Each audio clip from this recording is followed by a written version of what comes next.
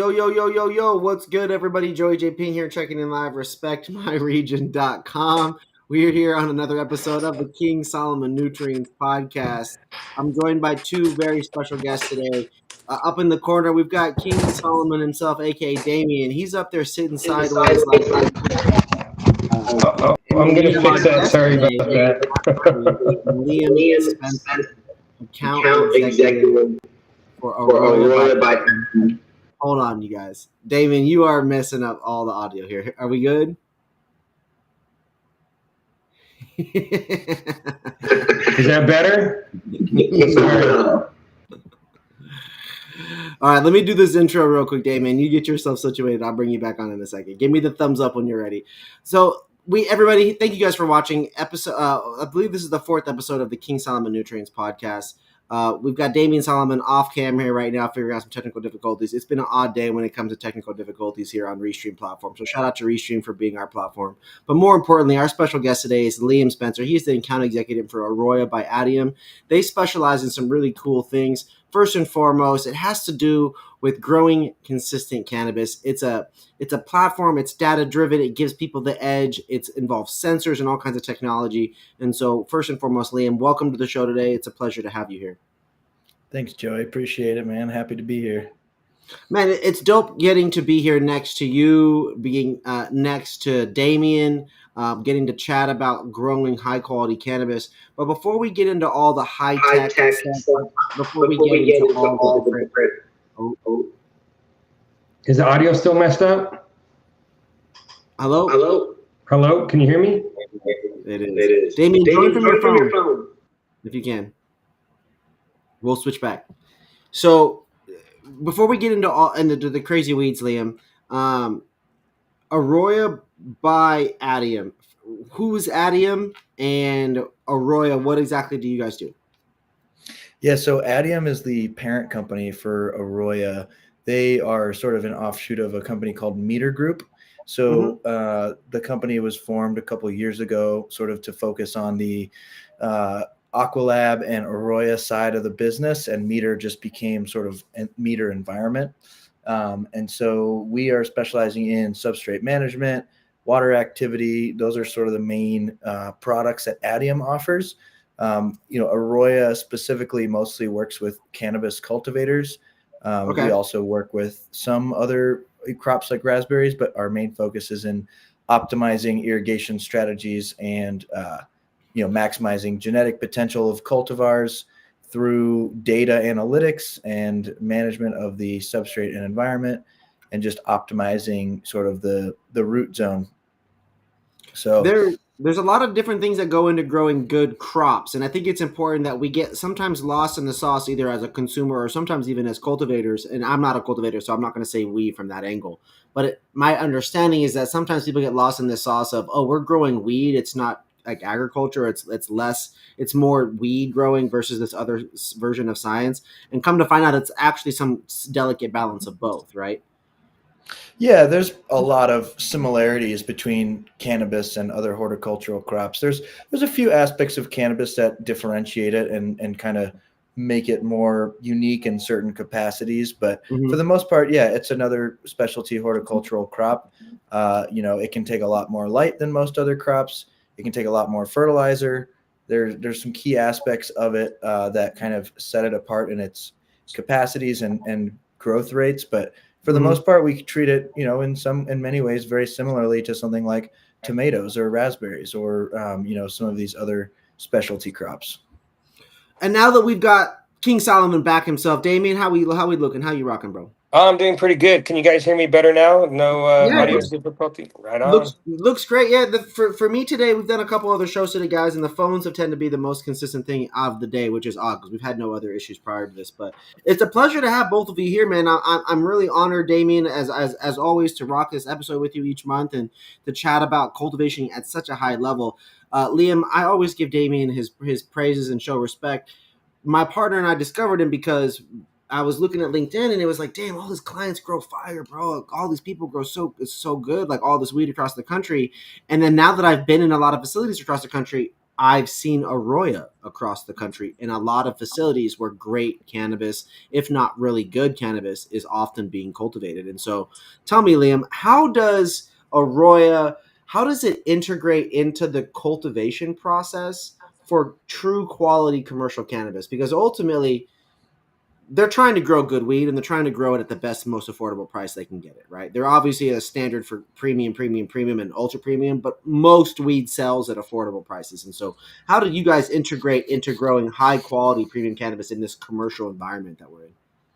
Yeah, I mean, Arroyo pretty much has, I would say, has a place in just about every cultivation that is producing commercial and craft and micro, sort of any level of cannabis production. The platform has tremendous value. And the reason for that is we're really trying to dial in the performance of each cultivar. And we're using data and tracking data over time and looking at historical run data for every iteration of that particular strain over time. So really the reality is we are looking at the whole picture of what's happening in the root zone and the environment and how they interact with each other and logging that every minute by minute over time. So as we start making decisions on what we're doing to the crop, we're using data to drive that decision making. So when you're talking craft quality premium cannabis, you're looking at driving the levers that you're pulling towards the quality aspect of the crop may potentially differentiate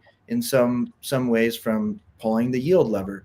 But the ultimate goal is to have the data in front of you to be able to decide at what point you maybe want to run, lower or higher EC or drier plants back heavier or more what we call vegetative irrigation. So there's like some nuances to the levers we're pulling, but we're using specific crop data to be able to make those decisions to know, hey, this particular cultivar responds better when we have this stimulus, and here's how, and here's the response in the plant in the data. I come from this world of marketing, right? And there's these, key performance indicators, this benchmark. You have to set these goals. You got ROI, return on ad spend, all these different acronyms and things. To me, it sounds like you guys are looking for these different indicators similarly based on key, I'll call it red flags, green flags, blue, yellow, orange, whatever it is, but these crop measurement points to help you guys, these data points to really help kind of give you a sense of what play to run next, or maybe what to do in the real time, or what to do for the future. I know that it's funny. I've been getting hit with ads the last few years where I can just take a picture of a plant and it'll tell me what's wrong with it and what to do. Right? Those apps exist now, I guess. But in my sense, there's always got to be this human element, right, to go with the data. And I feel like, Damian, can you speak to the importance of these data points and physically getting eyes on some of these things and looking for patterns? Can you speak on that? And then also too, there's a layer there. What role does nutrition play into impacting these core data points, Damian?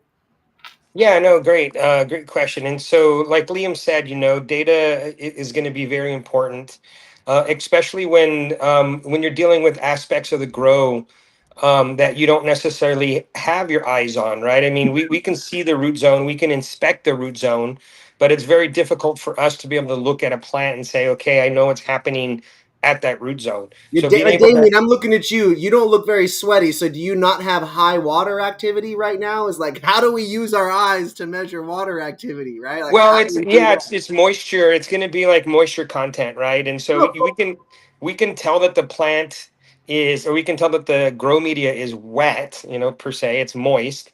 It has moisture, but at what level of moisture does it have?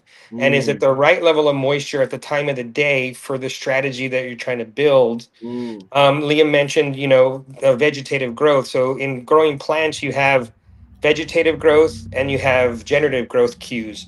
And basically, a vegetative growth cue is anything that is going to cause or force the plant to put more of its assimilates, its sugars, into growing stems and leaves, like the vegetative parts of it. And then once you start to flower, then of course you want to then give the plant flowering cues or generative cues so that it puts its energy into the flower, right? So mm. being able to have the data correlated in the root zone because each of those actions is going to be correlated to a certain data point. Like if you think This is of crazy. yeah, if you think of generative cues being managed stresses, one of the stressors that you can apply is creating a bigger difference between your full saturation of your media to your lowest point in your media. And that's typically Mm. called dryback. And I know Liam's going to Yep. talk a little bit more about that. But being able to manage your dryback period helps to drive generativity in the crop. And so that's going to be important with the impulses that you give to the crop. But then where nutrition plays a role is, of course, you want to make sure that you're managing your conductivity levels as well when you do those actions, right? It's all based on conductivity. So being able to What does key in connectivity mean in this situation? I'm not familiar with that phrase with you guys. electrical conductivity. So when you hear people talk about EC values, like I run a 2.5 EC, what that means is that there's a 2.5 millimole, I think it's millimole or micromole per decimeter. There's a certain unit to it, but basically it's a measurement of the electrical conductivity that of how much electricity goes through water basically. So Okay. the more salt you have, it's kind of like back when you're in the second grade and you're making like a potato battery or Yeah. something that's utilizing electrical energy. And so the more salt you have in a water or in a solvent, you're going to increase your electrical conductivity because more electricity can pass across that. So it's just a way to measure how much how much salt is, or how much And that nutrition there number, is. that Q is going to go up or down depending on the state or the phase of the plant. It sounds like we're going to feed, like if I want Right. to go bulk up, I'm going to eat protein, eat healthy, do all these things. If I want to Right. lose weight, I'm going to do something a different way. Correct? Exactly, and that's where nutrition plays into it, right? Because that's part of the equation, that's part of the strategy. And then also you want to ensure that you're utilizing a product that's going to give you the best growth potential, right? The best performance out of it. And Mm-hmm.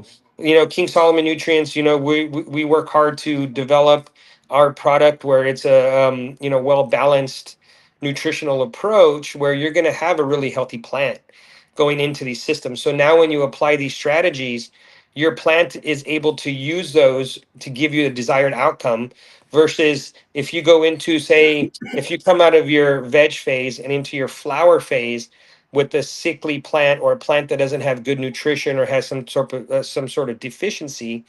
Now you're not going to be able to optimize and drive that plant in bloom like you should, because you're instead protecting the plant and babying the plant versus hitting fifth gear and redlining it the whole way. It's So timing, right? You can't it's shift from third timing. gear to fifth gear, and you can't go from second to fifth either. It's like you have to follow the Exactly. process, and these cues and the data points from a group like you, Liam, at Arroya, is going to help us right time, right play, right? Correct.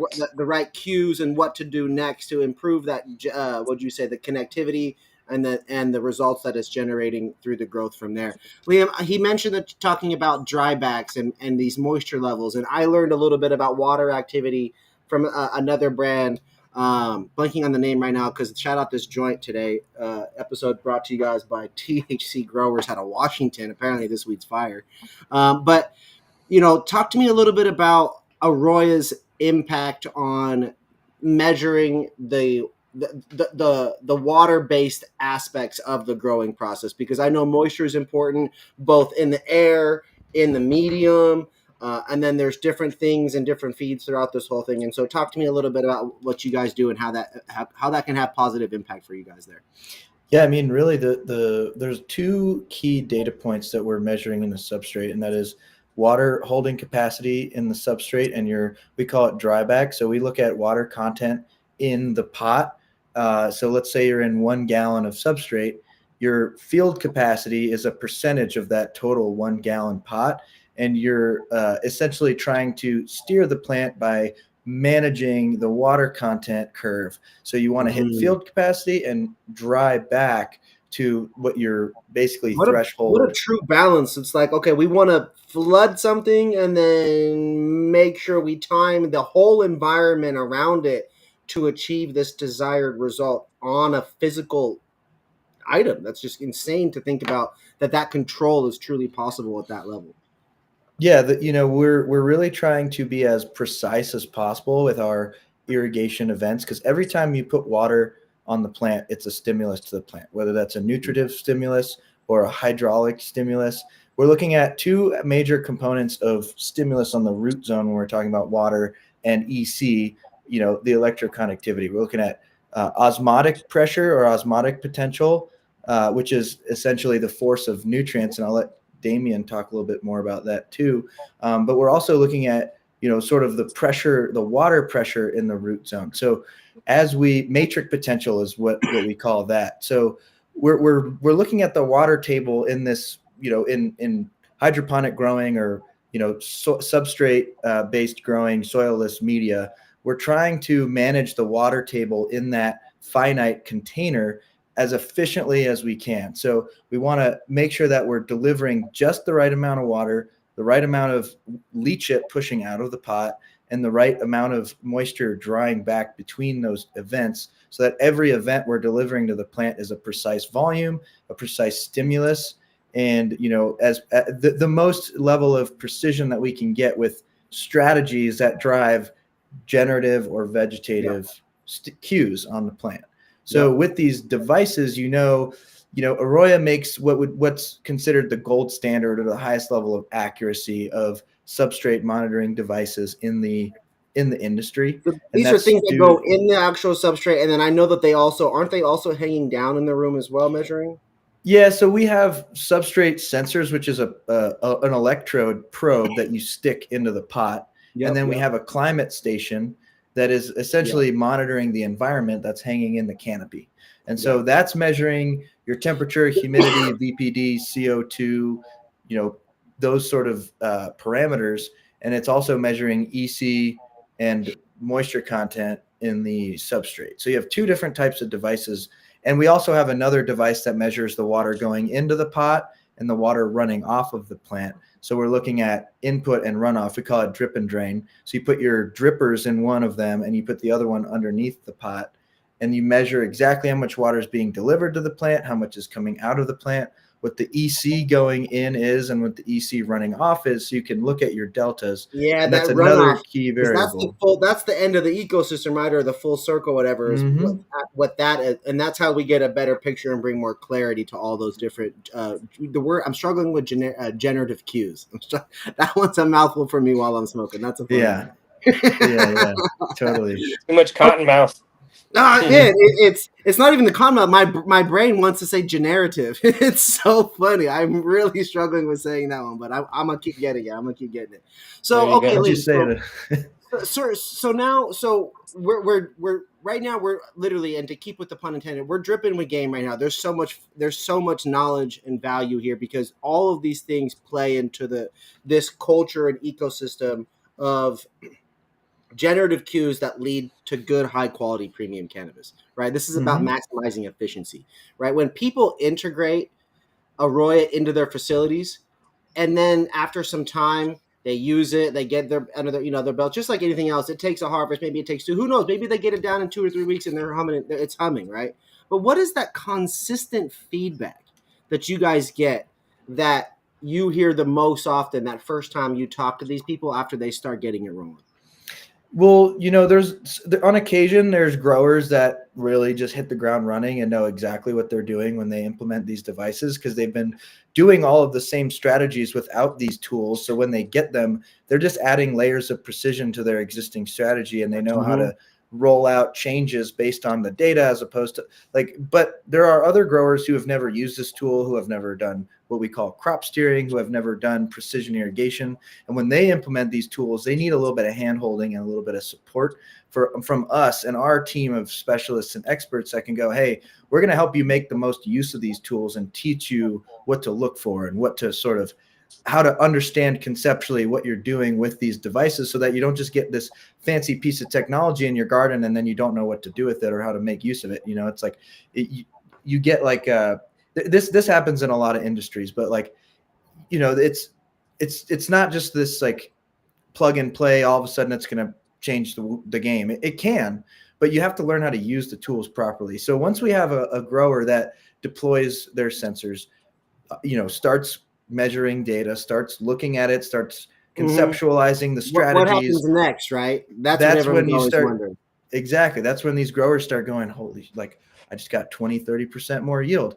I just went up 10, 5-10% in potency on some of these cultivars. We're starting to see trends and specific correlations of data points and decisions to outcomes, to COAs, to potency, to lab testing, to Probably yield harvest families of metrics. cultivars and certain generative cues based on environment and water and then nutrients patterns. You're able to find more patterns and positive cues that can continue reinforcing those kinds of decisions. Yeah, you're just really unlocking the potential of these cultivars, right? So like you can get pretty far without these tools in a garden if you know what you're doing. But to get to that, like this is my opinion, and I'm sure Damian, you could probably back me up on this, but to get to that peak performance, to get to the absolute ceiling of what that cultivar is capable of, it's very hard to do that without precision devices to assist you. Correct. It's just getting there and then also maintaining that so that you have consistency in your product from day to day to day to day, right? And so it's you need the proper tools at hand and you need the proper experience at hand to bring it all together. And like Liam said, perform at that truly that high level every day. If there's this meme on the internet that's like it goes around every year, kind of seasonally and holiday. It's like the starter kit for certain types of people. Maybe it's the Karens and their suburb, their vans and their soccer bag. Maybe it's the dad, starter kit. What's the starter kit for growing high quality premium cannabis if King Solomon Nutrients and Arroya are already there on the kit? Who else is in that bag? What else do people really need? Because that's the thing. It's like if for it to be plug and play, other things kind of need to be in place, right? Yeah. Is it Yeah, if good you're genetics? Is it the right team? Is it a balance? Is it technology? I'm sure people have $100 million facilities and they grew bad weed. You know what I mean? Oh, for sure. I see it all the time. I see great facilities growing low quality product, and I see pretty dinky, like not so great facilities growing great quality product. I think we need to take a step back, and I think you touched on the team and the genetics, right? So like your genetic base material is what is going to allow you. Like, I'm never going to be like an Olympic sprinter, um, like, but at the same time, like I could maximize what I'm capable of by working on something that is geared towards my genetic strengths and potential. Same with these Absolutely. cultivars, right? Like, do you want to grow, like the Olympic sprinter of cannabis yield? Then yeah, there's some strains you may want to choose for your garden that will get you there. Do you want to grow, what's your favorite strain? Like what would you consider to be like the best smoke you've had recently? The best smoke I've had recently, honestly, was this gumbo that came from Washington. Super small craft grower. Um, I was surprised, and then I think Belem has had some really good California. They got that OG is wonderful. Um, some of the strains that have really stood out to me are ones that have like these pave crosses. It's like those icy, mentholy type of terps, camphor terps. Um, those ones really stand out. And then the blues, blue piffs, blue lobsters, blue pina. I heard recently, blue diesel. Blue Magoo, like all the blues are crazy on the I forget what that terpene is right now. Ossamine, they love that ossamine terp, and so I'm sure that there's data points that show over time that these strains have this, obviously COAs, but we want to grow those things a certain way or in a certain environment with a certain nutrition pattern to really get those Right. terps to really shine, right? Right. Oh, You yeah. create blueprints. You create a blueprint for their end results, right? Then you know what cues and what strategies you can deploy to maximize that. Yeah. Liam, as an account executive, how do you? What is your relationship like? What's the day to day like with you helping your clients or the accounts or your partners, whatever you guys choose to call them? What does that look like in terms of you providing value and helping them? And I feel like that's important for people to understand what working with Arroya is like.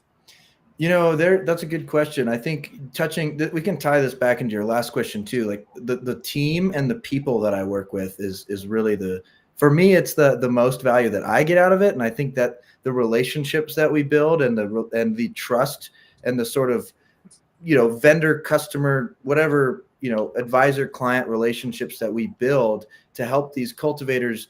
They trust us in our expertise and opinions. And I'm part of that team where I go into multiple facilities every week. I go to these facilities to get to know the growers and build relationships, but also to help the outcomes, to help drive outcomes and performance out of their facility. So I may go into a facility and the guys are like, hey, we really want AROYA, but we have this and this problem and we're dealing with this. And I'm like, okay, cool. We need to solve these things first, and that we need to, you know, strategically, progressively fix these certain gaps that may be more or less important based on the priorities of the grow and the business. And then I'm brutally honest. I'm like, hey, maybe we need to wait a month to buy AROYA here so that you can go ahead and fix your batch tank situation, your irrigation. Maybe you're dealing with some substantial, nutrient issues. Like, we can help you, but what's the biggest lever that's going to be helpful for your business as a whole and economically for you? Because then that helps me, right? So, it's Yeah, not just having them about going succeed to in. the point and get to where they can effectively use you guys is a Yeah. smarter, seemingly a smarter way to go about doing business. Yeah, it's just doing things in the right order that makes sense. I come from an operations background where I managed facilities and worked in different commercial facilities and was head grower or manager or whatever, role you want to call it.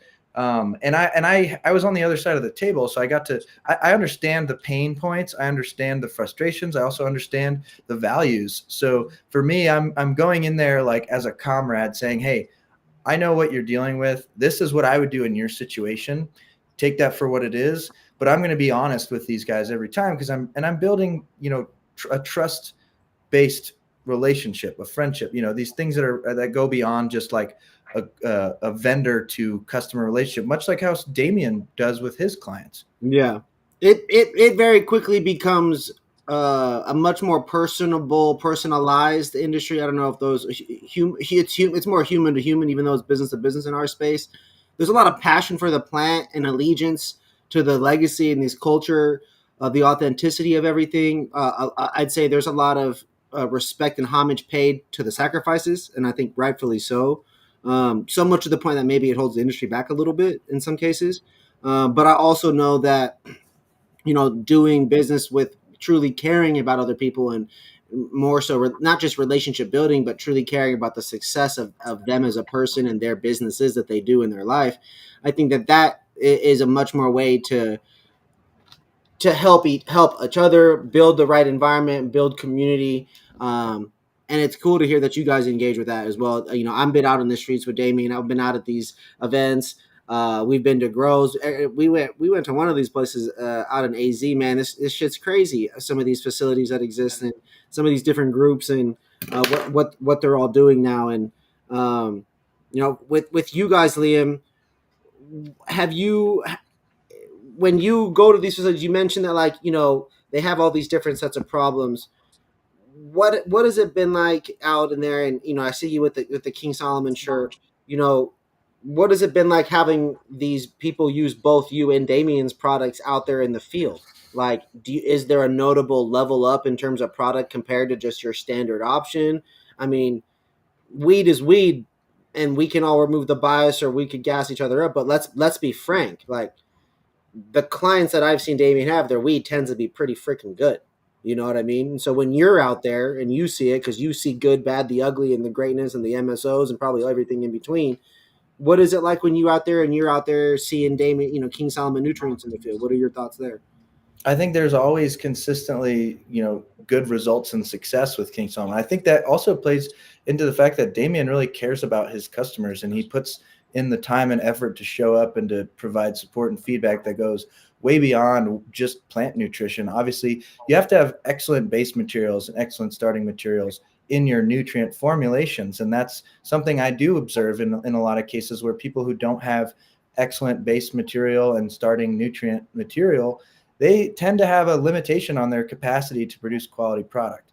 I Mm-hmm. haven't seen that in any facilities that are running King Solomon. And I think that's a combination of Damian's expertise and his support and the quality of base material that he's providing to these cultivators. He's looking at the whole picture too. It's sort of like a doctor that goes in and says, hey, I'm here to I want to fix your blood pressure. I'm going to put you on blood pressure medication.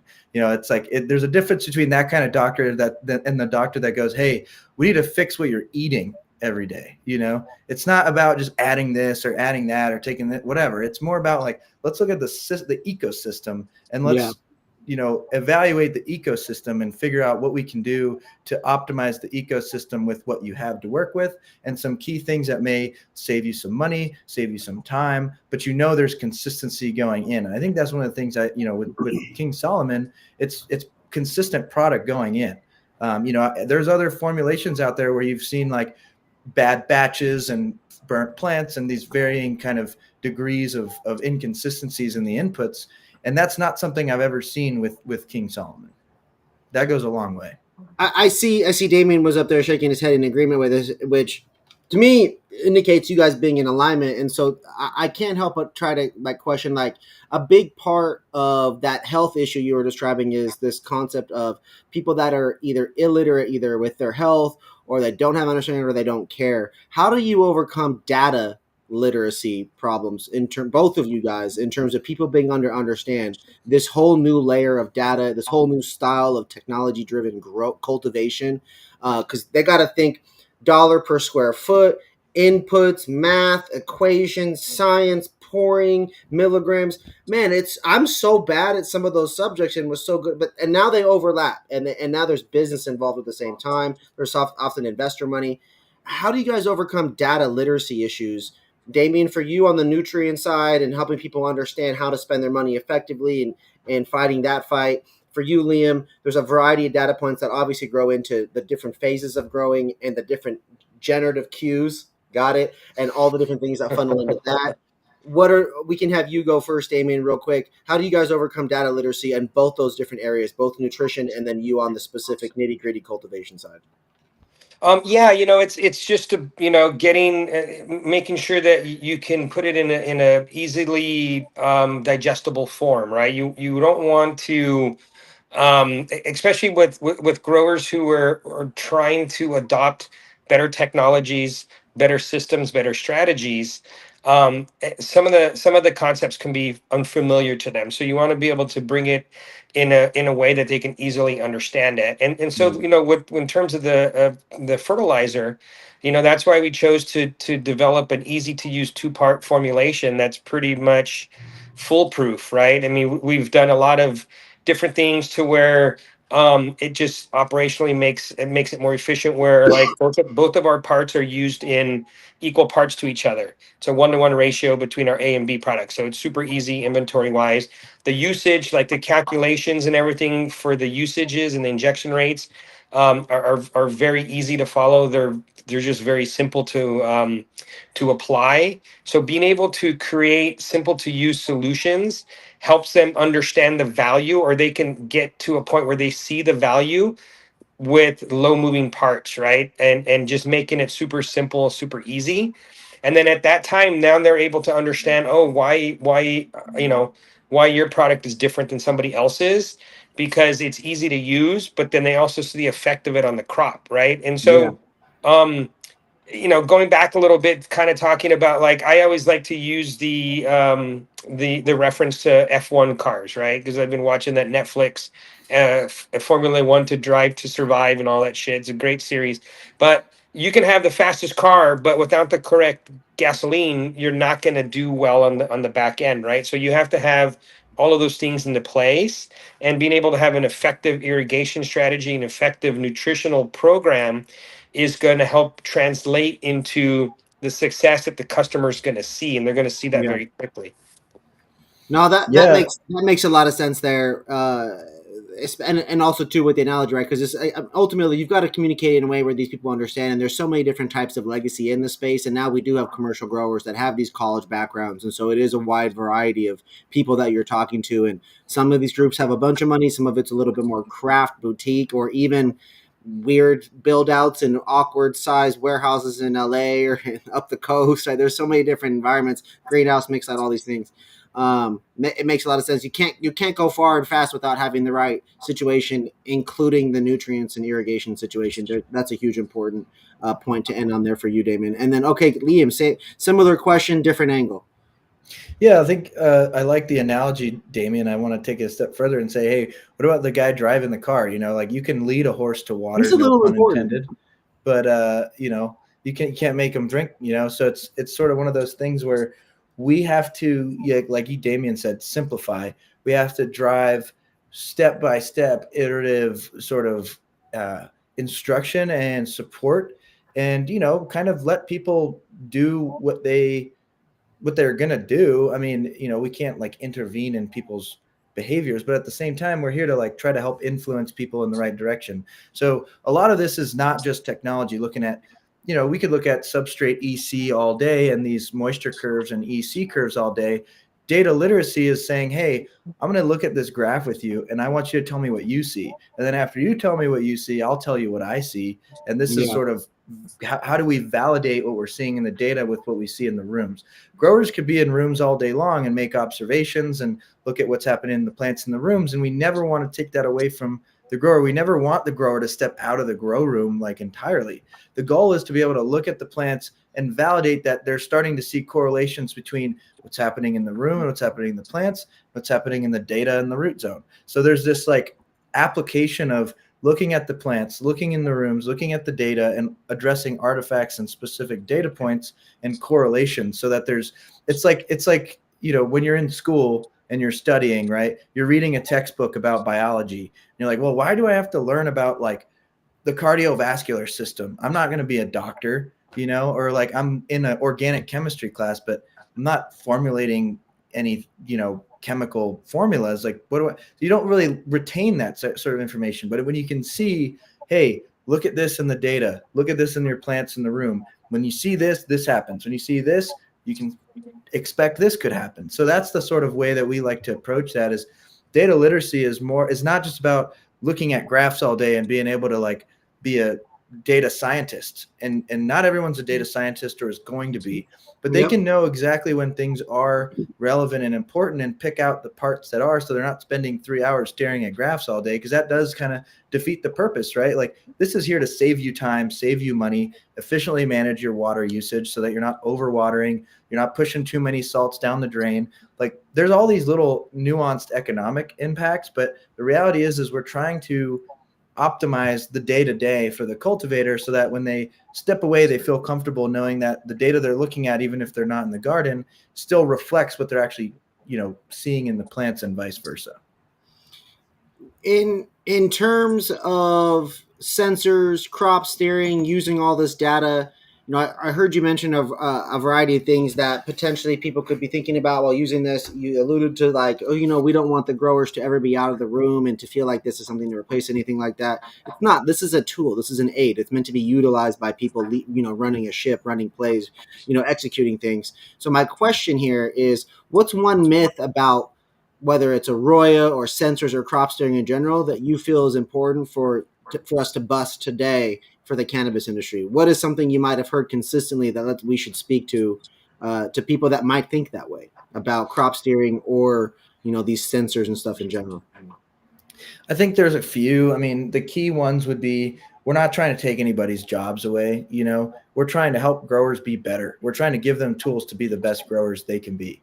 I think that's Mm-hmm. a big myth is like, hey, yes, we do. We are coming out with AI driven irrigation strategies to automate so that maybe you can take your hands off the wheel a little bit like an assisted driving car, but you still got to be sitting in the driver's seat.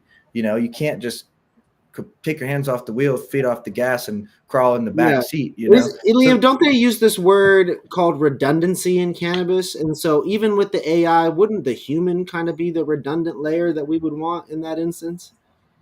I mean, it's an interesting perspective. You know, you're putting the steering wheel in the hands of the machine, and then you're the one just making sure the machine isn't going to screw up or do anything wrong. So yeah, and to an extent, that is kind of the trend in the future.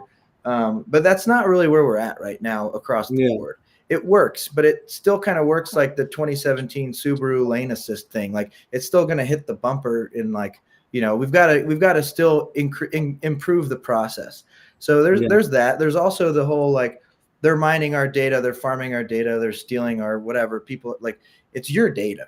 it's yours to do with what you want. You can export it, you can keep it, you can whatever you want to do with that data. It's not ours, you know. And so I think that's kind of one of the other misconceptions is like, well, they're just doing this to like farm data so that they can build the most elite cultivation, whatever, and then sell that. It's like, yeah, it's not really what we're trying to do here. So I would say those are the two biggest sort of misconceptions.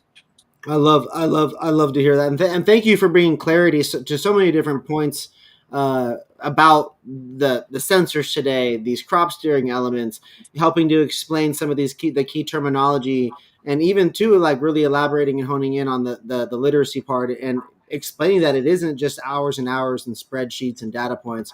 It's looking at it and understanding it and applying it.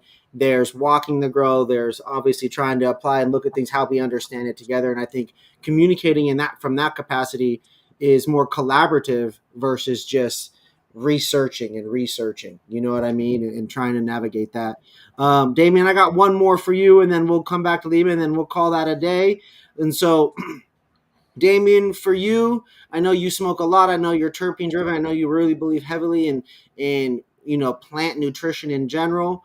When over the last quarter, what's some of the best weed that you've seen? What was some of the processes that stood out? You can choose to name the facilities. You don't have to, but what's some of the best weed smoking lately for you, Damien? And where have you been lately that had some cool things that you saw? Yeah, I mean, prior to Hall of Flowers, because I think we saw some really great weed at Hall of Flowers in Ventura a few weeks ago. Prior to that, I went on a little road trip to New Jersey and Michigan. Saw some really good weed out there with my customers at Hamilton Farms in New Jersey, South New Jersey. Let's go. Yeah, and then also up in Michigan with Fear of Booth and Archive. They both had really good flower. A lot of stuff from Doja Pack because they're a contract grower for Doja Pack. So all the Doja Pack stuff was really good. The orange Skittles was phenomenal. There's one that's called Giraffe something that I'm not gonna. It starts with the P. I'm not gonna say it on here, It's but spelled differently though. It's Uzzzy. I'm yeah, familiar it's with what you're saying. Puzzzy. There you go. And that one was pretty good. And then they had an OG that was really good. But you know what? Like one of the old school ones that I really enjoyed, and every so often I still find people who do a good job with it is Gorilla Glue #4, because for Mm. me it still has that really good greasy flavor that I like out of an OG, and it has a really good smoke, and it's a great day smoke because it's not a couch locker. It's just something that allows me to focus and get through the day and really have some good terps to smoke on. Big shout Uh, out to you visiting all these different clients and Hamilton Harms too, both making an appearance on one of our episodes and also making an appearance on your visits and the time there. Super dub. Big shout out to the fam out there. Liam, for you, I usually like to give our guests the floor and let them talk or promote or just speak to something that they're passionate about. And so, first and foremost, Liam, I appreciate you and your time today. It's been a pleasure to learn about you, learn a little about AROYA, and to kind of get a better understanding about all the science that goes into cultivating. Within this answer for you and what you could talk about, Liam, could you also too share a little bit on your background before you got into cannabis and what you were doing? Because I don't think I touched on that at the very beginning. Yeah, I mean, there's a lot to unpack there. I guess I would say I participated in the legacy market in some capacity for many years before I got into growing commercially. But the reality behind that was sort of just out of necessity, out of interest, out of passion. And I went to college for environmental science. Mm, I got in some potential legal trouble with cannabis. I had some resistances to being a cultivator, but I wanted to grow. So I started working in community gardens at my university. I started doing aeroponic gardening in college. I cool. became pretty advanced with it and started teaching people about it. And my first job in as a young man was a teacher. I was a martial arts instructor, and then I taught Wow. English online, and then I taught gardening. So I've been teaching for my whole life, but That's so um, cool. but yeah, so I just take that and apply that to this. But going and traveling to Costa Rica and growing in the jungle, and then going to Ecuador, and then going to Colorado and Florida. Like I've been, I built gardens and community gardens and grew vegetables and taught people how to do that for a long time. And then I got the opportunity to join Curaleaf's commercial cultivation team in Mount Dora, Florida, when they first kind of brought plants in there. And I got in on the ground floor at their largest site of the company. That's the biggest company in the country, and worked my way up to cultivation manager. Really was passionate, driven, and tried to learn every single aspect of that garden that I could, with the IPM, with fertigation, with environment, with cultivation staff, and really just tried to drive value. Showed up on the weekends, first one there, last one to leave. Just the hustle. And eventually, worked up to a point where I outgrew it and moved on to managing two craft cultivation facilities in Colorado that were both pretty small, sort of micro licenses, and more passion to drive higher quality product, have more control, get to make more decisions. Kind of went from greenhouse to indoor. Did that for several years. Kind of flipped the script and turned some facilities around and did some pretty interesting things, but a lot of ingenuity. And the passion drove me and got me to where I am now. I mean, I left the last garden in January of last year and was working at Science LED doing lighting and helping with the growers kind of optimize their cultivation with the lights. And then AROYA came through and offered me a spot on the team. So that's where we're at. That's kind of my story. I love it, man. And again, I really appreciate you sharing a little bit about yourself for the people to give, just a little bit of that vibe to it all, man. You're Arroyo, very much a scientific driven brand. So much data and so many different things that go into cultivating high quality premium cannabis, from the nutrition to the environments to the mediums, and then the timing of all these different things, and then having the right quarterback and a coach, because I'm a sports guy, all running the show. And then there's got to be money involved to have these facilities happening. There's just a lot that goes into it, and so I respect the time and energy and the creativity and the innovation. This is an episode all about innovation. Big shout out to Arroyo by Adium for joining us. And here with you, Liam, today. Big shout out to you, Damian, as well. King Solomon Nutrients, everybody, powering the episode.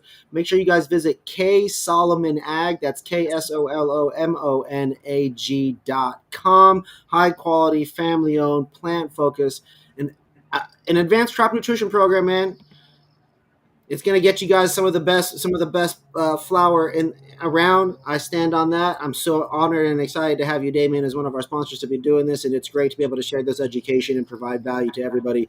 The reality, right, Damian, is that if they want to grow good weed, they need the right team. If you want to win a Super Bowl, you want to win an F1 championship, you need the right parts, engine, team, driver, Everything. right, Liam? All these different things. It takes a full squad and a variety of technologies and things to all be working cohesively, and you need just a little bit of luck to be able to get that greatest stuff out there. And so big shout out to you guys for coming together. Thank you both for your time. Everybody, thank you for watching. We'll catch you on the next episode. I'm Joey J. Ping. That's Damian Solomon. This is Liam Spenser. He's with AROYA. That's King Solomon Nutrients, and we'll catch